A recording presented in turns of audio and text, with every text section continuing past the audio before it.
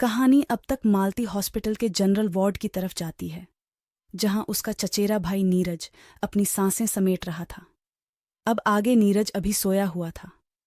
उसके आसपास के मशीनों की बीप मालती को वहां ज्यादा देर तक ठहरने नहीं देती है और वह कैबिन से बाहर आ जाती है। बाहर आते ही उसे दीना काका दिखे, जो एक टिफिन में मालती के लिए खाना लेकर आए थे। दीना काका ने रोज की तरह टिफिन मालती के पास रख दिया और जाने के लिए मोड़े ही थे।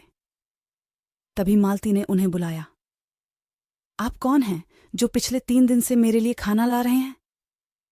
दीना काका कुछ देर के लिए रुके और फिर मालती की तरफ मुड़ कर बोले, बिटिया, मैं छोटे मालिक के घर का नौकर हूं। जिस दिन आप आई तो डॉक्टर बाबू ने बताया कि कोई लड़की नीरज बाबू से मिलने हॉस्पिटल आई है। मुझे लगा कि उनके क्लाइंट्स में कोई लड़की होगी, पर यहां आकर जब आपका हाल देखा तो लगा कि आप उनकी कोई रिश्तेदार होंगी।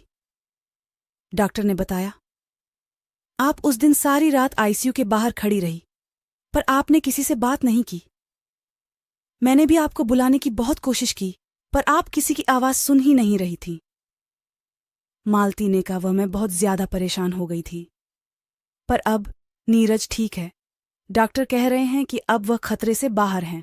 फिर दीना काका ने बताया कि नीरज बाबू तो पिछले 8 सालों से ऐसे ही हैं, किसी से कुछ बोलते ही नहीं हैं और न ही कोई बात करते हैं, सिर्फ काम, और फिर हवेली आकर अपने रूम में डायरी लिखने बैठ जाते हैं और कई बार तो वह बिना खाना खाए ही सो जाते हैं।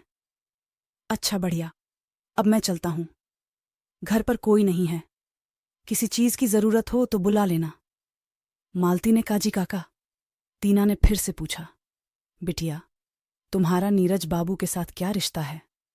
मालती हड़बड़ाते हुए बोली, जीव काका, मैं आपको फोन करके बता दूंगी जब कोई काम होगा।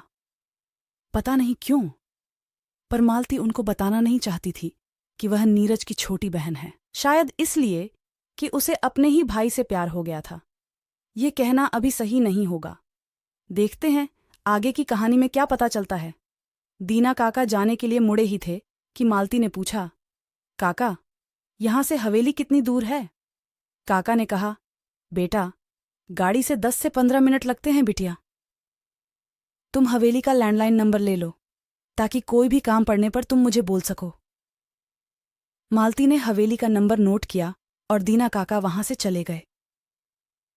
मालती ने टिफिन की तरफ देखा और उसे उठाकर वेटिंग हॉल में ले जाकर लंच करने लगी। आज कितने दिनों के बाद मालती ने मन से खाना खाया था। खाना खाकर वह नीरज के वार्ड में गई तो देखा नीरज अभी भी सोया हुआ था। मालती ने मोबाइल देखा तो 4 बजने को आए थे। मालती डॉक्टर के रूम की तरफ चल दी। दरवाजे को नॉक करने के बाद डॉक्टर प्रसाद ने उसे अंदर आने को कहा।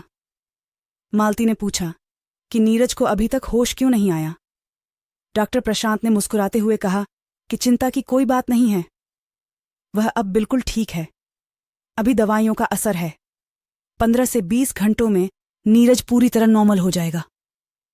लेकिन हां, पूरी तरह से नॉर्मल लाइफ जीने के लिए 8 से 10 दिन लग जाएंगे। इतने दिन उसका काफी ध्यान रखना पड़ेगा। मेरे ख्याल से इतने दिन हॉस्पिटल में ही रहना सही रहेगा। यहां नर्स उसका ध्यान अच्छे से रख सकेंगी। मालती ने कहा, नहीं डॉक्टर, आप जितनी जल्दी हो सके भैया को डिस्चार्ज कर दें। मैं घर पर भाई का पूरा ध्यान रखूंगी।